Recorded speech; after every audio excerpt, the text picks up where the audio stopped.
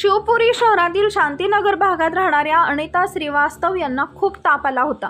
त्यांना टायफॉइडचं निदान झालं। प्रकृती खूप जास्त बिघडल्यामुळे 29 ऑगस्ट रोजी त्यांना खासगी रुग्णालयात दाखल करण्यात आलं।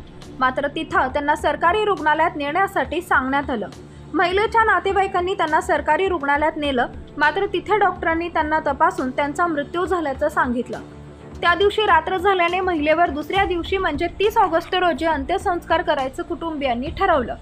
दुसऱ्या दिवशी महिलेचा मृतदेह घेऊन नातेवाईक स्मशानात गेले व तिथं अंत्यसंस्काराची तयारी सुरू केली। मृत महिलेला चितेवर ठेवण्यात आलं, मात्र पुढे जे घडलं ते पाहून नातेवाईकांनाही धक्का बसला। मृत महिलेच्या कपाळावर घाम येत होता व शरीराची थोडी हालचाल होत होती।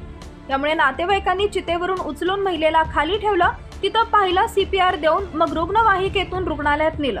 नातेवाईकांच्या आग्रहावरून डॉक्टरांनी महिलेची पुन्हा तपासणी केली। ECG व इतर तपासण्या केल्या, मात्र पुन्हा डॉक्टरांनी महिलेला मृत घोषित केलं।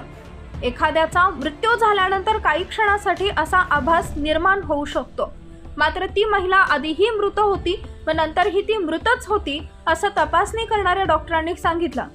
मृत्यू झाल्यानंतरही लगेचच संपूर्णपणे अवयव बंद पडत नाहीत, त्यामुळे काही वेळा अतर्क्य वाटतील अशा घटना घडतात।